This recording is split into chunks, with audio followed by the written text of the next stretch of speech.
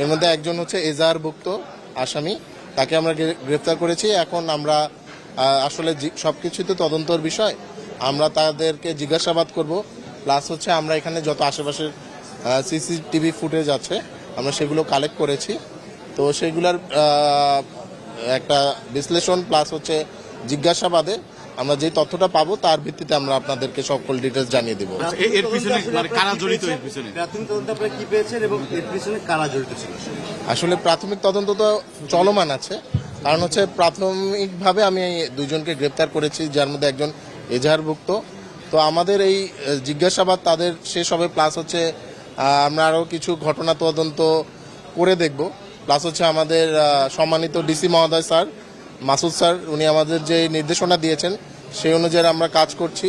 Plus হচ্ছে আমাদের commissioner স্যারও যে কথা বলেছেন যে যত দ্রুততার সহিত বাকি যে এজাহারভুক্ত আসামিগুলো আছে তাদেরকে আমরা গ্রেপ্তার করব। প্লাস হচ্ছে আমাদের তদন্তের মাধ্যমে যদি অন্য কেউ এইখানে জড়িত হিসেবে পাওয়া যায় তাদেরও গ্রেপ্তার করব এবং পুরো ঘটনাটা ইনশাল্লাহ দ্রুততার সহিত উদ্ঘাটন করার চেষ্টা করছি। এটা একটু আরও ডিটেলস আলোচনা করে আমি কালকে রাত থেকে আসলে ওই জাস্ট এজাহারটা হাতে পেয়েই আমি যে কজনের নাম 8-10 জনের যে নাম পেয়েছিলাম তাদের পিছনে প্লাস হচ্ছে ইনফরমেশন কালেক্ট করার পিছনে ছিলাম। আরও ডিটেলস আপনাদের জেনে জানাবো। তো 10 জনের মতো হয়তো এজাহারে আসার অজ্ঞাতনামা আছেন আর কি।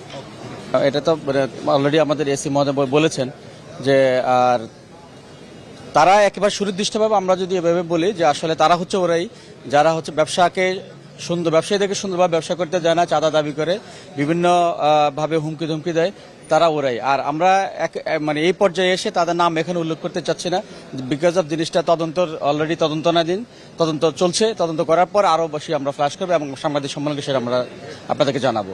নিরাপত্তা ঝুঁকিতে আছেন? অবশ্যই আমাদের নিরাপত্তা ঝুঁকিতে আছি। অলরেডি আমরা গতকালকে আপনারা জানেন যে আমরা বিক্ষোভ মিছিল করেছি। টোটাল এলিফ্যান্ট রোড থেকে মানববন্ধন করা হয়েছে, প্রায় 8-10 হাজার লোকের মতো এখানে উপস্থিত ছিল এবং সবাই আজকে নিরাপত্তাহীনতায় ভুগছে। কারণ হচ্ছে এলিফ্যান্ট রোডের ঐতিহ্যগতভাবেই কখনোই এ ধরনের চাঁদাবাজি অথবা এ ধরনের হত্যাকাণ্ড অথবা হত্যার চেষ্টা অথবা এ ধরনের কোনো মানে একেবারে আইন শৃঙ্খলার এত নিচে অবনতি কখনো ঘটে নাই। আশা করি ইনশাল্লাহ আমাদের যারা প্রশাসনে রয়েছেন ওনারা খুব জোরালোভাবে কাজ করছেন কন্ট্রোল করার জন্য। ইতিমধ্যে আমরা ফল পেয়েছি, মানে যাতে তাদের উৎপাত আরো বেশি ছিল। আপনারা জানেন যে 25 তারিখ আমাদের যে 24-এর গণ অভ্যুত্থানের পরে এর বিশাল একটা ধাক্কা ছিল। আমরা নিজেরা মার্কেট পাহারা দিয়েছি।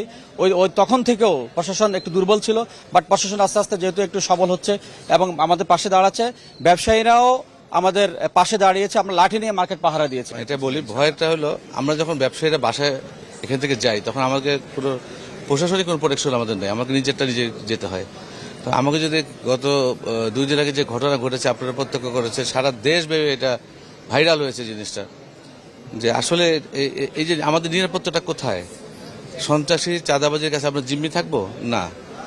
আমরা চাই আমরা বাসা থেকে বের হয়ে এখানে আসবো সুস্থ শরীরে ব্যবসা শেষে আমরা চলে যাব। কিন্তু এটা নিশ্চয়তা আমাকে দিতে পারে আমাদের প্রশাসন এবং ওনারা আমাদের সাথে একসাথে কাজ করছে।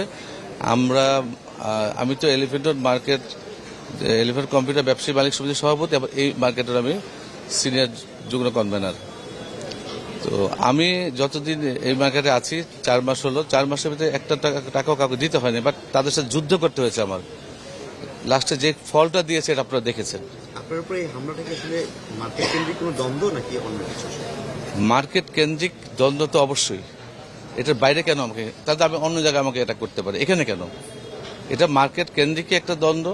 এটা চাঁদাবাজিরও একটা ব্যাপার আছে এখানে কিছু, যেমন ধরেন এখানে অনেক রকম কাজ হয়, ব্যবসায় আছে, যেমন ধরেন ইন্টারনেট, পানির ব্যবসা, তারপর দোকানের বিভিন্ন রকম ব্যবসা থাকে। এরা চাচ্ছে এককভাবে এগুলো নিয়ন্ত্রণ করতে, সেটা আমরা দেইনি। মার্কেট কর্তৃপক্ষ আমরা যারা আছি, আমরা 13 জনের ইসি কমিটি, আমরা সিদ্ধান্ত নিয়েছি আমরা বাইরের কাউকে ঢুকতে দিব না।